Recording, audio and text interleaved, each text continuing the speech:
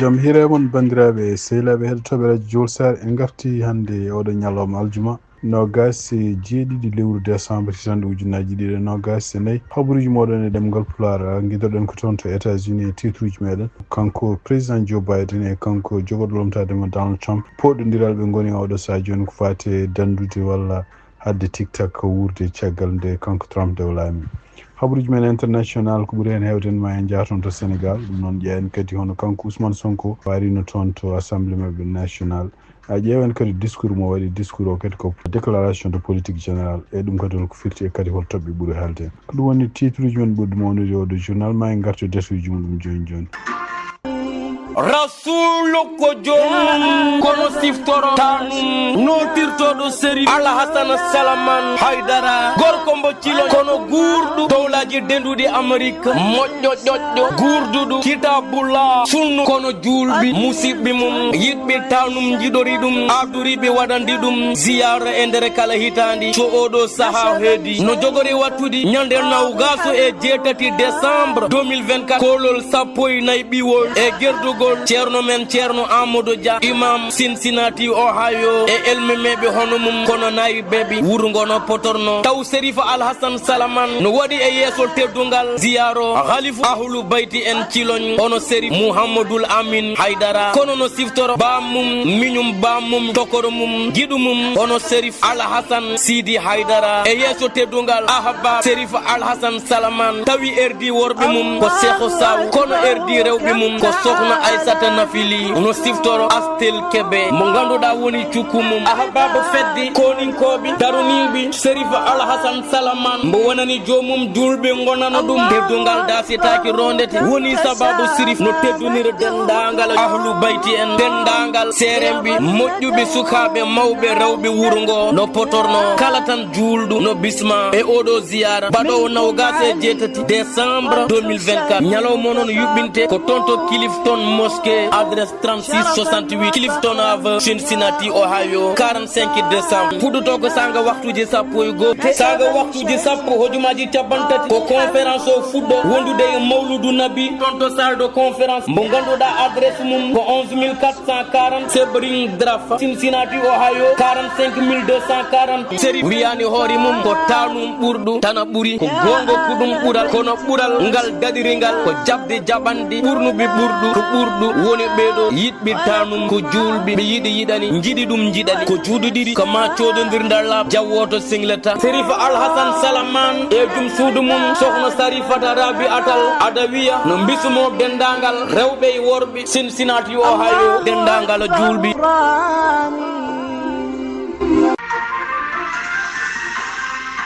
jam hiremon bandiraɓe sehilaɓe heɗotoɓe radio Julsar hande ko ñalawma aljuma ɗum noon hawre nogas jeeɗiɗi lewru décembre hitande ujunnaji ɗiɗi e nogas e nayyi toon to États-Unis e tugnade kadi ko habaruji gumriɗi toon to Washington hono kanko Donald Trump waɗi ɗaɓɓade fade cour suprême mo États-Unis yo ƴeew dartinde yamirore kadi nde kamɓe congrès ɓe nandinodirno e neldi ɗum to bureau makko kanko président Joe Biden ndeɗon yamirore noon ko républicain ji kalmisino e kitale ɓennuɗe tuggi tan daroɗo hitande ujunnaji ɗi e nogas tati wonde TikTok jeeyi ɗum ni ko laamu Chine en hutoro ɗum pour wadde espionnage walla heɓde habaruji toon to États-Unis kamɓe congrès ko ɓe nanodirno ɓe mbino wonde ko tawi ɓe dañani cottuɗo compagnie o hono TikTok ñalawma ko adide kanko Donald Trump nde o ƴeftata laamu compagnie TikTok o kañum hoore mum koko nattata jogade droit wonde ɗo e États-Unis ɗum noon wayno ko kanko Donald Trump e tugnade kadi habaruji gomiɗi toon to Washington o wawino kanko hoore makko fottude e yimɓe arde wi TikTok balɗe ɓennuɗe ɗaɓɓande nde waɗi toon to cour suprême komo ñaagui cour suprême yo darta ndeɗo ñawore hawa kanko hoore makko jooɗo kadi wawa ƴewde holko wawi waylede hen holko wawi kadi waɗede maslaha pour TikTok no wuura o hayso wuuri kadi taw kañum hoore mum en ɗofti kuule ɗe takkete wiye wonde kañum hoore mum laamu Chine ne hutoro ɗum ko wawi wonde fof e nder konguɗi ɗi waali kanko président Joe Biden wi ko TikTok ko menace wonande sécurité leydi États-Unis tawde eɓe tuumi wonde ko Chine hutorto ɗum hande toon to États-Unis hono kanko Donald Trump e nder kadi annonce mo waɗi ɗum noon ñande alarba ɓenɗo o wi wonde ko en wayno kon suɓima biyeteɗo Kevin Marino Kabira yo won ambassadeur mabɓe toon leydi mbiyetendi Panama leydi Panama noon ko leydi ndi ganduɗa kanko Donald Trump ɗeɗo balɗe fof mo haala mo wi wonde ko so tawi o laamima kamɓe États-Unis ko ɓe keftoɓe canal biyeteɗo Panama gonton donc hande wiide makko kanko Donald Trump wi wonde Panama ne hutoro oɗo canal pour wawde fawde ɓe kalisaji kewɗi so tawi botoji mabɓe ndiwi ɗon oɗon canal noon ne wayno ko canal mahaɗo gila e kitale ɓoyɗe ɗum noon taw mahi ɗum ko kamɓe États-Unis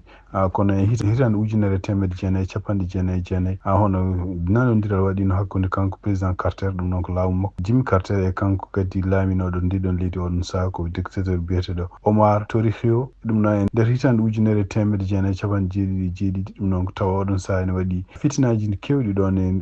oɗon nokku wayno ɓe nanodiri no wonde ko hono Panama kañum jogoto contrôle oɗo canal ɗum noon ne wayno ko kanko Donald Trump continue mo haala ɗum o wi wonde ko ɓe heftoɓe canal Panama kamɓe États-Unis kono e wayno ko gardiɗo leydi Panama o haali wi wonde ko oɗo canal jeeya koye leydi muɗum e kadi kala ko woni kisal walla kala ko woni indépendance leydi mum ɗum ko hunde ɓe kaldata ɗum hay goto ɗum ɗo kadi ko fitinaji kanko Donald Trump hawnaki laamu makko kadi ma dañ wonande hakkude États-Unis Panama ko wawi wonde fof ene wayno ko kanko ɗo Donald Trump o suɓimo hono biyeteɗo Kabera yo won kañum hoore mum ambassadeur makko toon to Panama Kabera noon ko kañum hoore mum meeɗi wonde e gomu makko campagne élection ngaji makko hitande 2020 kañum wonno kañum hoore mum directeur toon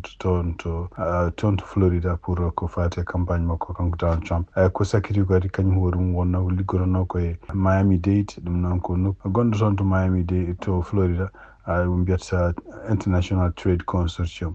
donc ne wayno ko wawi wonde fof oɗo kañum noma oɗo saha joni yo won ambassadeur mabɓe toon to Panama habaruji men États-Unis cakkitoɗen ko toon to New York hono kanko Jay-Z ɗum noon ko joom galle Beyoncé o fuɗɗima kadi kanko hoore makko dañi caɗele ɗum noon ko caggal nde habaruji jalti toon to New York hono juge goto gonɗo toon to New York juge fédéral Analisa Torres ɗum noon nde sali hono kanko hoore makko ɗaɓɓande avocat makko wonde ko takkete oɗo dumunu fof wonde o yanino cukalel gotel jarowel oɗon saha e duuɓi 13 ɗum noon ko taw kadi omo wonde hono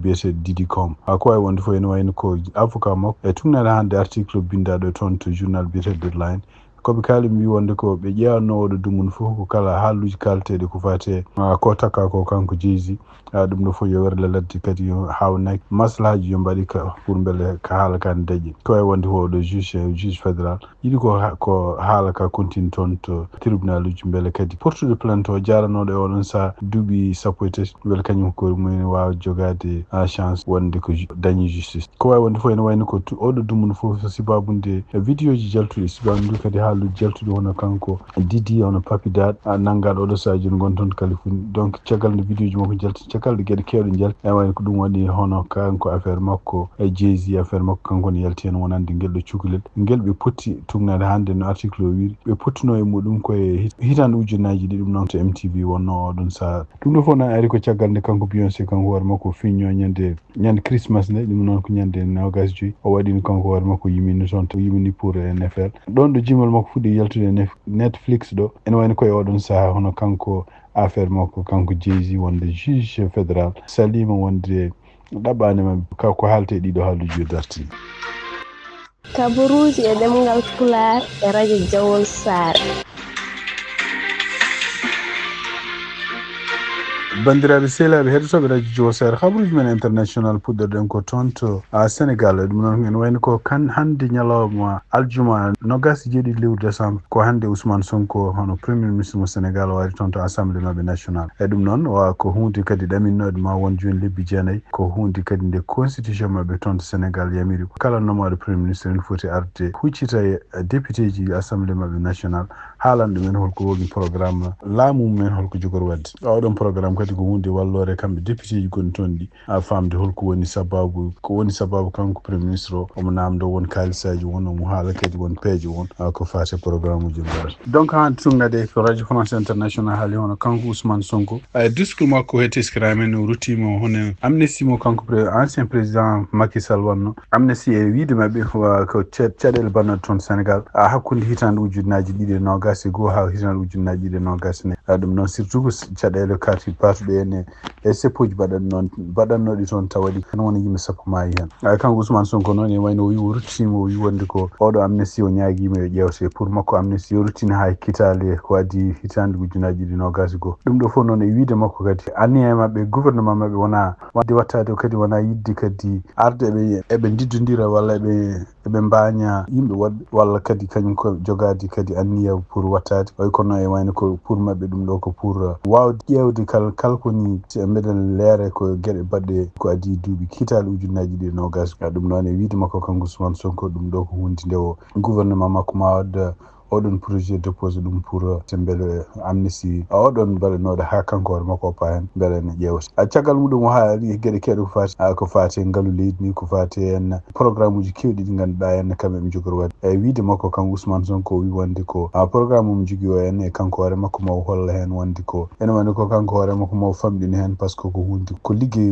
mawɗo no fewi hawnaki so tawi yaari yeeso ko hunde jogorde nde wawde waylude Sénégal ha Sénégal watano meɗen waade o haali hen kadi gueɗe ganduɗa ko fate leydi ndi o wi wonde ko ala Sénégal naji biyeteɗo kañum hoore mum yoɓata ko seeɗa ko joɓata kañum poti fodde ene wayno ko mbiyata déficit o wi wonde koɓe jiiɗi ko dumunnaji garuji to ha famɗa ha kene wona 3 e oɗo saa e wiide makko kadi ene wayno ko wiide makko ene wayno oɗo saa joni min jara ko déficit kene wona 10%. o haali kadi ko fate jangde surtout en o wi wonde goni ko wadde peeje kewɗe pour réglude situation ngaji gonaɗi ɗum noon ko guila e classe uji tokkoji ha yetti université no wayno wi wonde ko ma anglais fuɗɗo jangguinede guila école aji primaire kadi hawnaki ɗemɗe gendiyankoje ɗe kadi ma mbatte haqqille no fewi pour mbawa jangguede mbawa kadi windede kono caggal discours makko no wayno ko député ji kewɗi gaari soit yinnudemo soit yettudemo soit kadi pose question ngaji kono noon ko ɗaminno tan e wiide no mbirno ni wonde ko débat jogorani woode pour beele hadde hono budget mabɓe kamɓe Sénégal wotede noɓe certata ñalawma hande mbi wonde ko alay saago budget o wawa wotede ko ɗo e balɗe 3 garoje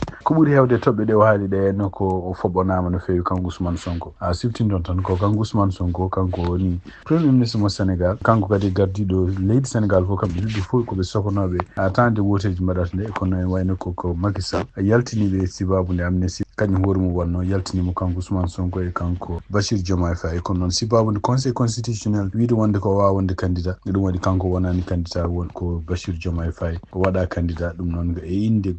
parti Pastef mo kanko Ousmane Sonko woni président cakkitoɗen habruji men international ko toon to Nigéria ɗum noon e nder communiqué jaltude taw ko CEDEAO o waɗi ɗum ɓe mbawi yeddude hono haalluji ɗi ganduɗa kanko général Abdourahmane Tiani o wanno ɗum alarba ɓennuɗo ñande 25 lewru décembre ene wayno ko kanko Abdourahmane Tiani gardiɗo leydi walla gouvernement militaire mo toon to Niger o wi wonde ko ene wayno ko Nigéria hutore oɗo sadio dadiɓe France ene mbaɗa base mumen toon to Nigéria pour beele en mbawa wallude groupe pelle terroriste uji en addude caɗele toon to Niger e ɗum noon e nder konguɗi ɗi ganduɗa henne kamɓe jeeyaɓe CEDEAO mbi wonde ko d' abord ene wayno ko hunde faynide no fewi de wonde to Nigéria walla membre uji goɗɗi gembuddide terroriste uji pour hadde dejere e leyɗele ɗe ɗon wi wonde ko won duuɓi joni Nigéria kañum hoore mum ko ɓuuri hewde ko haɓante hisal e jaam yowat ko wawi wonde fof ene wayno ko kamɓe Nigéria kamɓe koye mbaɗi communiqué o alhamis ɓennuɗo 26 lewru décembre taw ko kanko ministre nigérian ko fati information o wi wonde ko leydi makko meeɗani joggodirde nanodiral e France walla